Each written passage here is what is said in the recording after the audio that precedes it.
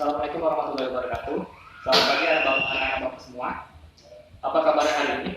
Semoga kalian semua selalu dilindungi dalam keadaan sehat dan jangan lupa untuk menerapkan protokol kesehatan dimanapun kita berada.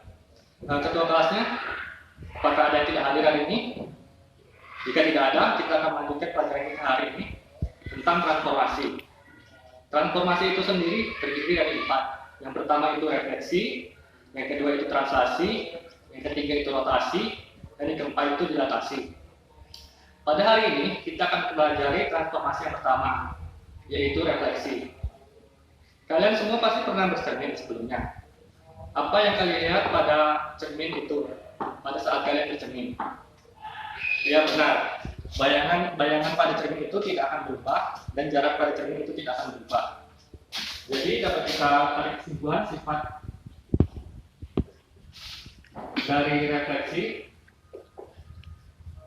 Refleksi yang pertama itu satu,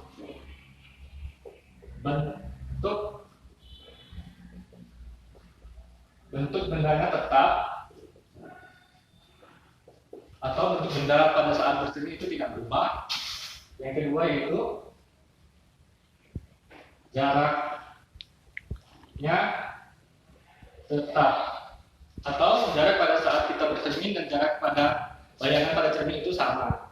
Dan kita yang pertama yaitu pencerminan pada koordinat kartesius. Yang pertama yaitu pencerminan pada sumbu X.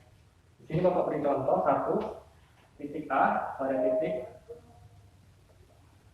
A 2,2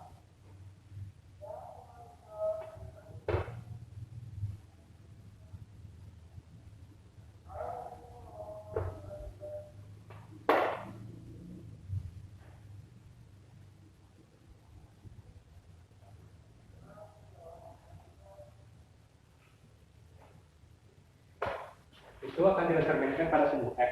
Karena sumbu X itu yang ini, maka pencerminan pada sumbu X itu terjadi ke bawah. Karena pada sifat refleksi sebelumnya itu kan adalah jaraknya tetap. Karena jarak titik pada titik terhadap sumbu X itu adalah 2 satuan. Maka jarak bayangan dengan cermin itu juga 2 satuan. Lalu kita hitung 1, 2. Sehingga kita dapat titik bayangannya itu A aksen jadi 2, -2.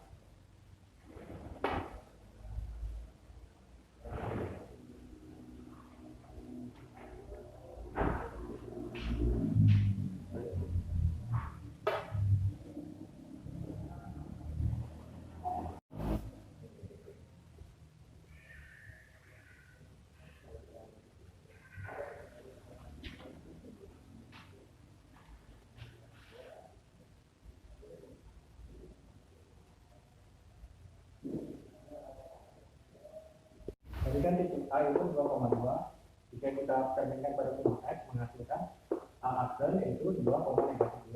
Dilihat dari ini kan X yang pertama itu X, Y. Menghasilkan bayangannya X. Yang berubah ini adalah nilai Y menjadi negatif Y. Sehingga dapat kita simpulkan bahwa pencerminan pada sumbu X A sama dengan X, Y itu akan menghasilkan bayangan X, negatif Y. Dan yang kedua itu pencerminan pada sumbu Y. Seperti pada contoh sebelumnya pada sumbu X, Bapak ada contoh yaitu titik A, titiknya 2,2, kita akan mencerminkan pada sumbu Y. Karena sumbu Y itu sumbu yang tegak, berarti pencerminannya itu akan berada pada sebelah kirinya. Kita cerminkan titik 2,2 ke sumbu Y. Karena sumbu Y itu berarti bercermin ke kiri, sehingga dapat 2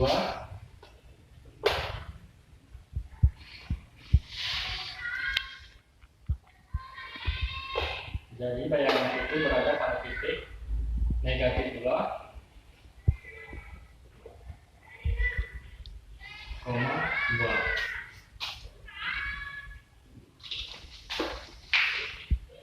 titik A tadi kan 2,2, kita cerminkan pada sumbu Y itu cerminkan pada sumbu Y itu berada di sebelah kirinya, sehingga bayangan yang terbentuk adalah titik negatif 2,2. Dari hasilnya dapat kita simpulkan bahwa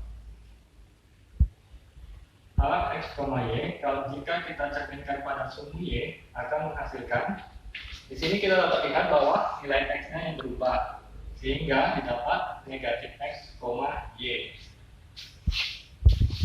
Dan pada bagian ketiga yaitu pencerminan pada titik asal O atau 0,0. Di sini Bapak ada contoh titik A pada koordinat 2,2 akan dicerminkan pada titik O asal atau 0,0. Titik A pada bayangan titik A pada koordinat 2,2 itu berada pada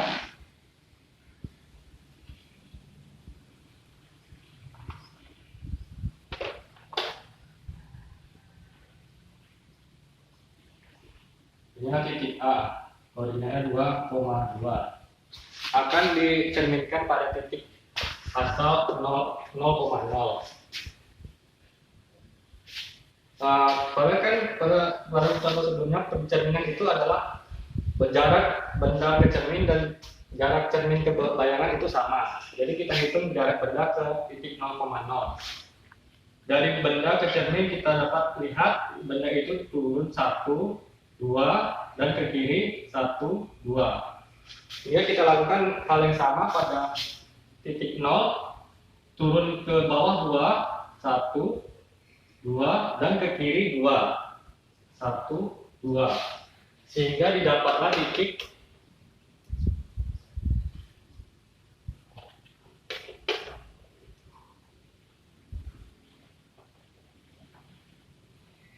bayangannya absen negatif 2, negatif 2.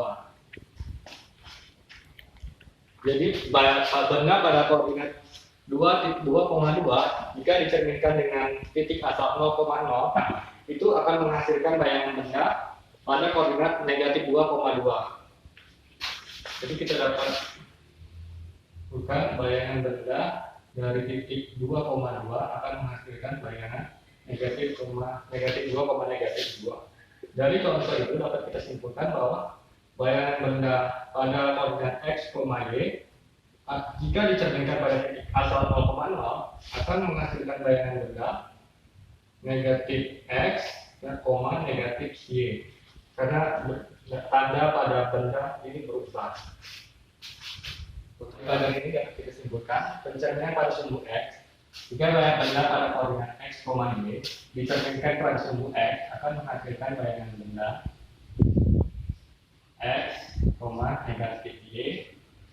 Dan jika pencerminan pada sumbu Y, benda pada koordinat X, Y dicerminkan pada sumbu Y akan menghasilkan bayangan benda negatif X, Y. Baik pada titik asal 0,0, benda pada koordinat X, Y dicerminkan pada titik asal akan menghasilkan bayangan benda negatif X, negatif Y.